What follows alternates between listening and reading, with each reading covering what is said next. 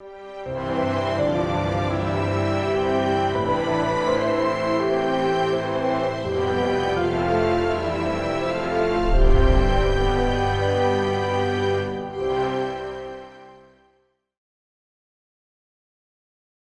부활절입니다. 예수님이 사망 권세 이기시고 부활하신 그 기쁨의 날, 감격의 날이 바로 오늘 이 날입니다. 예수님이 누이셨던 곳은 빈 무덤이 되었습니다. 예수님이 부활하셨기 때문입니다. 믿습니까? 2000년 전 오늘 우리 예수님은 무덤에서 부활하셨습니다. 어두움을 이기시고 나가서 부활하셨습니다. 우리는 그날을 기념하면서 2023년 부활절 감사 예배를 드리고 있습니다. 올 예배 때 2023년 부활절 감사 예배를 통해서 하나님이 주시는 메시지가 있습니다. 그것은 부활하신 주님이 주시는 은혜입니다. 부활하신 주님이 주시는 은혜는 회복시키시는 은혜인 줄로 믿습니다. 부활하신 주님이 주시는 이 회복의 은혜가 얼마나 큰지요, 한 시간에 다 전할 수가 없어서 오늘과 다음 주 이 두 주간으로 나눠서 말씀을 전하도록 하겠습니다. 먼저 오늘 첫 번째 시간을 맞이해서 바라기는 회복시키시는 그 부활하신 주님의 은혜가 온 교회 가운데, 온 가정 가운데, 모든 삶의 현장 가운데 넘치시기를 주님의 이름으로 축원드립니다. 자, 첫 번째 대지 따라해 보겠습니다. 따라합니다. 기쁨을 회복시키시는 부활의 은혜. 기쁨을 회복시키시는 부활의 은혜. 1절부터 4절까지입니다. 읽어주세요. 시작. 안식 후 첫날 일찍이 아직 어두울 때 막달라 마리아가 무덤에 와서 돌이 무덤에서 옮겨진 것을 보고 시몬 베드로와 예수께서 사랑하시던 그 다른 제자에게 달려가서 말하되, 사람들이 주님을 무덤에서 가져다가 어디 두었는지 우리가 알지 못하겠다 하니, 베드로와 그 다른 제자가 나가서 무덤으로 갈새 둘이 같이 다름질하더니 그 다른 제자가 베드로보다 더 빨리 달려가서 먼저 무덤에 이르러. 아멘, 아멘. 안식 후 첫날, 즉 우리 예수님이 부활하신 날에 막달라 마리아가 맨 먼저 빈 무덤을 발견합니다. 막달라 마리아는요, 빈 무덤을 발견하고 깜짝 놀라는 거예요. 왜냐하면 예수님의 무덤이 비었다는 것은 예수님의 시신이 도난당했다라고 생각한 거예요. 그래서 깜짝 놀란 거예요. 사실 이게 만약에 사실이라면 이건 큰일인 거예요. 예수님이 십자가에 달려 죽으신 것도 너무 억울한 일인데 예수님의 시신마저 도난당하여 훼손된다면 이 억장이 무너질 일 아니겠어요? 마리아는요, 깜짝 놀랐어요. 무덤이 비어버린 걸 보고. 아직 예수님 부활한 것을 몰랐으니까. 그래서요, 제자들한테 달려가요. 제자들한테 달려가서 이 사실을 고해요. 그랬더니 베드로와 요한이 가장 깜짝 놀랍니다. 무덤이 비었다는 얘기를 듣고 이 두 사람이요, 쏜살같이 달려가요. 예? 아직 이들도 예수님의 부활을 몰랐기 때문에 엄청 염려되고 너무너무 슬픈 마음에 달려가는 거예요. 자, 이들이 오늘 본문에서 달려가는 이 모습을 그대로 그림으로 그린 명화가 있어요. 19세기 화가가 그린 건데 외젠 베르낭이라는 사람이 그린 그림이에요. 프랑스 오르세 미술관에 있는 그림입니다. 여러분, 저 두 제자를 잘 보세요. 오늘 본문 속에 있는 두 제자를 그림으로 묘사한 거예요. 저 두 사람, 한 사람은 베드로고 한 사람은 요한이에요. 흰 옷 입은 사람이 요한입니다. 저 요한의 표정 한번 봐보세요. 금방이라도 울음이 터질 것만 같은 슬픔에 가득 찬 저 눈망울 아니에요? 예수님이 죽으신 것도 억울해 죽겠는데 시신마저 도난당하고 훼손되면 이 얼마나 억장 무너져요. 너무너무 슬프고 너무너무 속상해서 저렇게 안절부절 못하며 빈 무덤을 향해 달려가고 있어요. 그 옆에 있는 베드로를 봐봐요. 베드로의 표정도요, 저 표정 잘 보세요. 염려되고 근심되고 죄송스러운 마음에. 베드로가요, 예수님 못 지켰잖아요. 얼마나 자신만만했습니까? 그런데 예수님이 끌려가자 주님을 지키지도 못하고 도망쳐 버렸잖아요. 주님은 부인까지 했잖아요. 우리 예수님 지키지도 못했는데 시신마저 지키지 못하고 도난당한다면 이거 제자의 도리가 아니잖아요. 너무 죄송하고 너무 속상하고 너무 근심되고 염려돼서 지금 달려가고 있는 거예요. 여러분, 이 사람들이 무덤을 향해 달려갔어요. 쏜살같이 달려가서 한 걸음에 한 달음에 도착했어요. 아니라 다를까 무덤이 텅텅 비어 있어요. 예수님의 시신이 온 데가 없는 거예요. 여기를 찾고 저기를 찾아도 예수님의 시신이 보이질 않아요. 너무 실망하고 낙담해서 그들은 집으로 돌아와야만 했답니다. 그런데 그날 저녁에 놀라운 일이 벌어집니다. 죽은 줄로만 알았던 예수님이 살아서 제자들 가운데 나타나신 거예요. 제자들이 주를 보고 기뻐하더라. 제자들은 너무너무 기뻤어요. 그렇지 않겠습니까? 우리 예수님이 살아서 돌아오셨는데 얼마나 기쁘고 감격적이고 소름 돋을 정도로 얼마나 흥분되고 좋았겠습니까? 가장 누가 기뻐했을까요? 베드로와 요한일 거예요. 분명히 주님이 돌아가셨는데 다시 살아나셨고 시신마저 잃어버린 줄 알았는데 시신이 뭐예요? 멀쩡한 몸으로 돌아왔으니 얼마나 기쁘고 얼마나 감격스럽고 얼마나 좋았겠어요. 너무너무 기뻤던 거예요. 부활하신 주님을 만나자 제자들이 크게 기뻐했어요. 사랑하는 성도 여러분, 부활하신 주님이 베푸신 은혜가 있어요. 이 기쁨의 회복이 우리 가운데도 넘칠 줄로 믿습니다. 누가복음 15장 23절 24절도 읽어볼까요? 시작. 그리고 살찐 송아지를 끌어다가 잡으라. 우리가 먹고 즐기자. 이 내 아들은 죽었다가 다시 살아났으며 내가 잃었다가 다시 얻어노라 하니 그들이 즐거워하더라. 아멘, 아멘. 탕자가 돌아오니까 아버지가 너무너무 기뻤던 거예요. 잃어버린 아들을 되찾아서 너무 기뻤어요. 그런데 이 아버지가 어떤 표현까지 하냐면 이 내 아들은 죽었다가 다시 살아났고 잃었다가 다시 되찾았다라고 하면서 너무 기뻐서 잔치를 벌리는 거예요. 우리 함께 즐거워하자고. 여러분, 이 아버지의 마음, 이 아버지의 기쁨이 부활절에 하나님 아버지의 기쁨인 줄로 믿습니다. 우리 예수님이 죽었다가 다시 살아났잖아요. 우리 예수님을 잃었다가 다시 얻은 거잖아요. 또 이 기쁨은요, 오늘 본문 속에 있는 베드로와 요한의 기쁨이기도 해요. 베드로와 요한은요, 예수님 죽은 줄 알았어요. 근데 다시 살아났잖아요. 예수님이 시신을 잃어버린 줄 알았어요. 근데 되찾았어요. 시신으로 되찾은 게 아니라 멀쩡히 살아계신 주님으로 되찾게 된 거예요. 베드로와 요한의 기쁨도 바로 이 기쁨이에요. 뭔가를 다시 되찾는 회복의 기쁨은요, 너무너무 큰 기쁨이에요. 시력을 잃었다가 다시 되찾은 사람의 간증을 들어봤어요. 정말 얼마나 기뻐하고 감격스러워 하는지 눈물 없이는, 정말 감격 없이는 듣지 못할 정도로 그렇게 감격스러워 하더라고요. 보인다고 이제 눈이 보인다고 하면서 정말 하나님께 영광 돌리는 그 모습 보면서 너무너무 기뻐하는 모습을 봤어요. 건강을 잃었다가 되찾았을 때의 기쁨은요, 말로 형언할 수 없어요.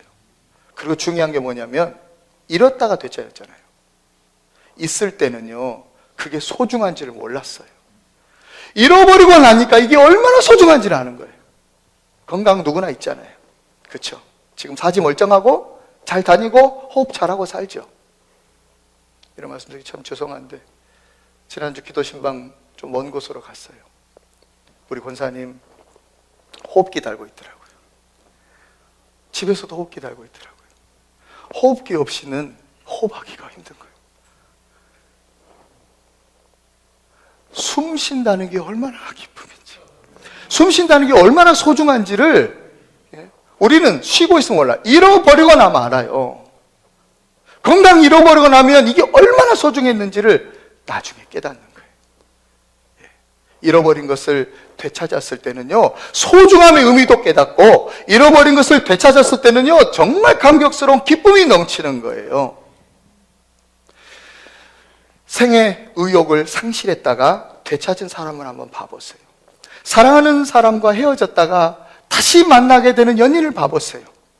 자식을 잃었다가 수십 년 후에 되찾은 부모를 한번 봐보세요. 그 기쁨, 이것이 회복의 기쁨이고, 부활하신 주님이 우리에게 주시고자 하는 회복의 기쁨은 이 기쁨인 줄로 믿습니다. 부활하신 예수님을 만나면 우리의 영적 시력이 회복됩니다. 부활하신 주를 만나면 영적 시각이요, 매우 밝아집니다. 인생의 문제는 시각의 문제라고 할 수 있습니다. 무엇을 보고 어떻게 보느냐에 따라 인생이 결정됩니다. 자, 그런데 세상 사람들은요, 하나님 믿지 않고 사는 사람들은 이 영적 시각이 없기 때문에 어둠 속에서 삽니다. 어둠 속에 살기 때문에 보긴 보아도 보질 못해요. 듣긴 들어도 듣지를 못해요. 성경 한번 볼까요? 마태복음이죠. 마태복음 13장 14절 시작. 이사야의 예언이 그들에게 이루어졌으니 일러스되 너희가 듣기는 들어도 깨닫지 못할 것이요 보기는 보아도 알지 못하리라. 아멘, 아멘. 눈이 어두운 까닭에 방황을 해요, 사람들이. 보지 못하는 까닭에 뭔가를 발견을 못해요, 사람들이.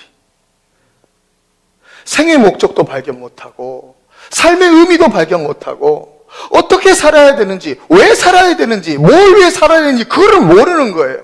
그래서 껄핏하면요 자살해버리고요, 삶을 포기해버리는 사람들이 막 생겨나는 거예요. 사랑하는 성도 여러분, 높아심의 말씀드립니다. 혹여 오늘 이 예배 가운데 오신 여러분 중에 나 인생 살기 싫다, 내가 언젠가 인생 그냥 종쳐버리고 싶다, 나 인생 포기하고 싶다, 혹여 그런 분들 여기 한 명이라도 있나요? 절대로 포기하지 마십시오. 부활하신 예수님을 만나면 당신의 눈이 열릴 줄로 믿습니다. 부활하신 예수님 만나면 당신의 길이 보일 줄로 믿습니다. 부활하신 예수님 만나면 삶의 목적을 발견하게 될 줄로 믿습니다. 어느 철학자가 그래서 이런 말을 했어요. 살아야 할 이유를 아는 사람은 모든 것을 이겨낸다라고 했어요. 사랑하는 성도 여러분, 예수님이 십자가에 달리셨을 때 어둠이 임했습니다. 예수님이 죽자 어둠이 가득했어요. 이것은 마치 어둠 속에 있는 이 세상 사람들의 모습과도 같다라고 말할 수 있어요. 예수님이 없는 인생은요, 어둠 속에 있는 인생이다, 똑같은 의미인 거예요. 이 어둠 속에 있는 인생의 특징이 있어요. 한 세 가지만 말씀드리면 들어보세요. 자신이 어디에 있는지 몰라요, 어둠 속에 있으니까. 두 번째로, 자신이 어디로 가는지를 몰라요, 어둠 속에 있으니까. 세 번째로, 자꾸 넘어져요, 자꾸 쓰러져요, 자꾸 부딪혀요, 멍이 들어요, 상처 나요. 인생 그렇게 사는 거예요. 어둠 속에 있는 인생들이요, 그렇게 살아요. 근데 이 어둠 속에 있는 인생들을 불쌍히 여겨서 이 어둠에 있는 사람들에게 빛을 주기 위해 이 땅에 오신 분이 예수 그리스도인 줄로 믿습니다. 자, 성경 요한복음 12장 46절 시작. 나는 빛으로 세상에 왔나니 물은 나를 믿는 자로 어둠에 거하지 않게 하려 함이로라. 아멘, 아멘, 아멘, 아멘. 특별히 부활하신 예수님, 빛으로 오신 예수님이 부활했잖아요. 부활하신 예수님은 어둠을 이기시고 나와서 성도와 함께 빛으로 다스릴 줄로 믿습니다. 부활하신 예수님, 그 빛 대신 주님으로 다시 회복되는 사람들에게 열리는 것이 있어요. 그것이 바로 우리의 영적 시각이 열려요. 빛에 대해서 가장 민감하게 반응하는 것이 우리의 시각이에요, 우리의 시력이에요. 부활하신 예수님, 빛으로 오신 예수님, 그 빛으로 충만하게 되고 다시 회복하게 되면 열리는 것이 바로 우리의 시각이에요. 우리의 시력이 열려요. 그리고 보이는 것이 있어요. 길이 보여요, 길이 보여요. 그때 길이 보입니다. 그리고 발견하게 되는 것이 있어요. 그 길 위에 서 있는 나 자신이 발견되는 거예요. 사랑하는 여러분, 부활하신 예수님이 빛으로 충만케 해주시고 여러분의 시각을 열어주시고 영적 시력을 회복시켜 주시기를 축복합니다. 여러분,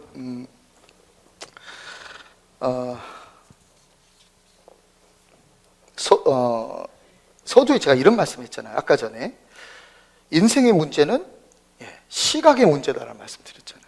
그렇죠? 그래서 무엇을 보느냐, 어떻게 보느냐, 이게 굉장히 중요하다고, 이것으로 결정된다 했는데 사실은 무엇이 보이느냐보다 더 중요한 게 있어요. 그것은 무엇을 보느냐예요. 무엇을 보느냐보다 더 중요한 게 있어요. 어떻게 바라보느냐, 이게 더 중요해요. 감옥 속에 두 사람이 갇혔답니다. 그 감옥은 지하 감옥이었고 창문 하나 있었대요. 창틀. 근데 낮에도 그늘진 곳이어서 빛이 별로 안 들어왔고요. 밤에는 너무너무 깜깜했대요. 그런데 한 죄수는요, 그 창 너머로 밤하늘의 별을 본 거예요. 그래도 반짝이고 있는 별이 있으니까 그 별을 보면서 자기 자신을 반성하고 회개하고 시를 쓰기 시작했어요. 그리고 훗날 그가 추록하고 난 다음에 자기가 쓴 시를 모아서 출판사에다가 내서 시인으로 등단을 하게 되었어요. 근데 반대편 또 다른 죄수는 똑같은 상황에 그 칠흑 같은 감옥에서 그 창틀 너머로 어둠을 봤어요. 빛나고 있는 별들도 있지만 캄캄한 어둠만 봤어요. 그래서 자기 자신을 원망하고 자기 자신을 저주했어요. 그러다가 추록한 이후에 그는 정신질환에 걸려서 정신병원에 살다가 죽었어요.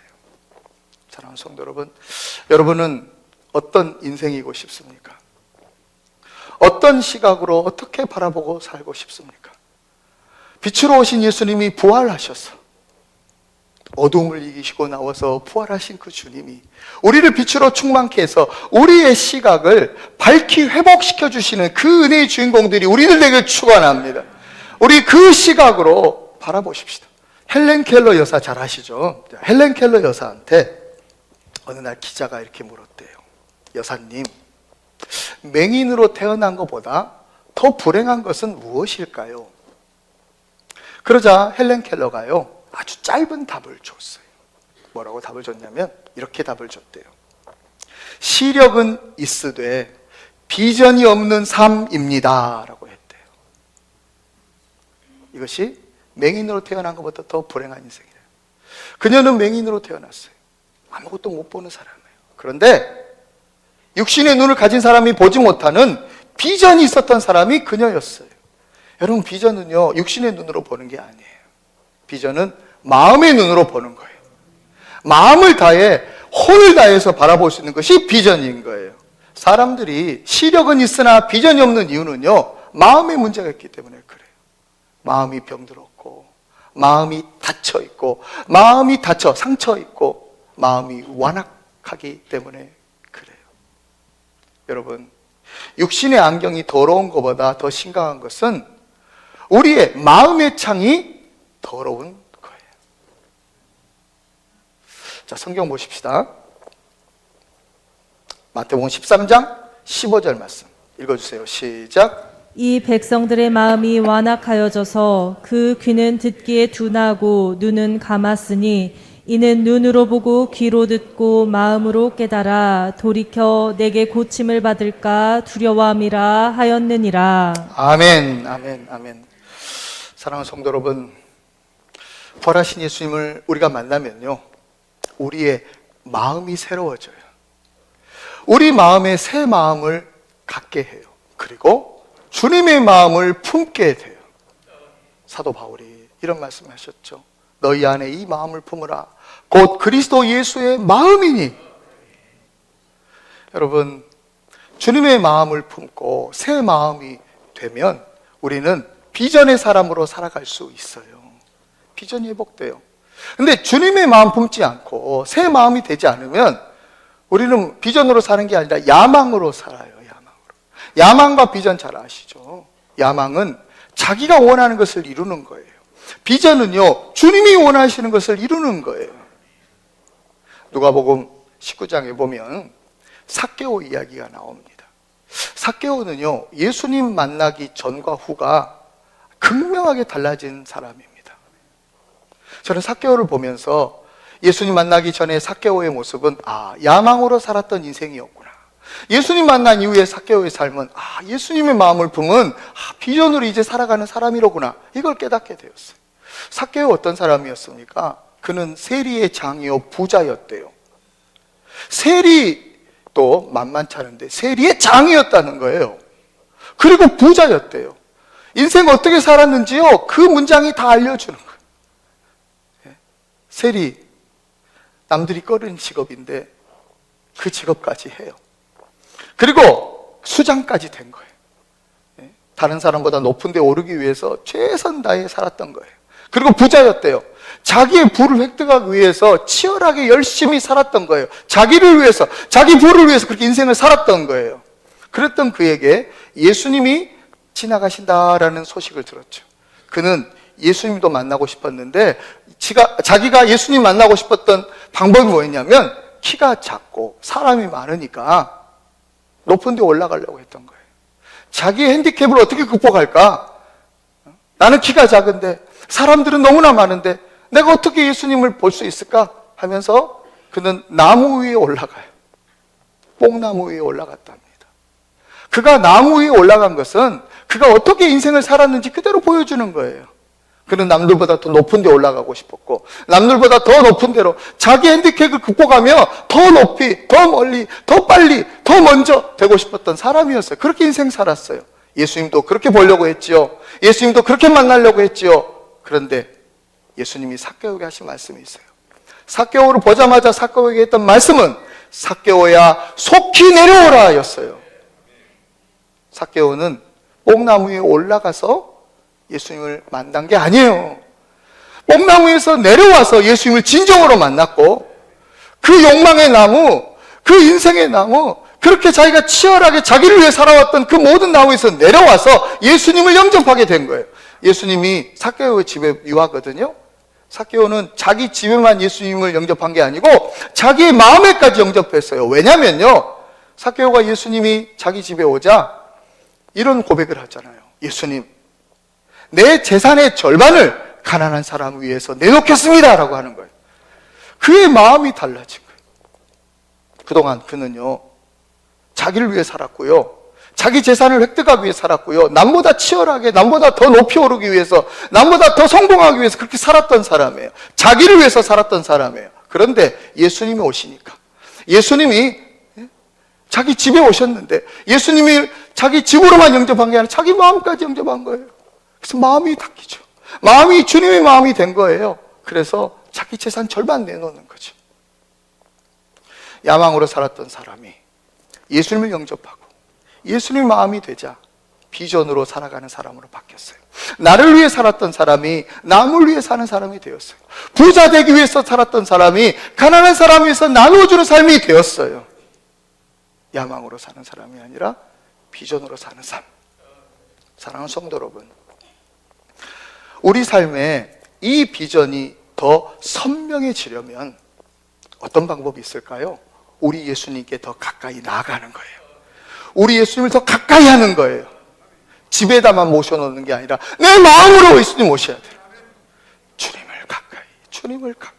주님을 가까이 할 때 우리의 비전이요 선명해지는 거예요. 하나님을 가까이 함이 내게 복이라.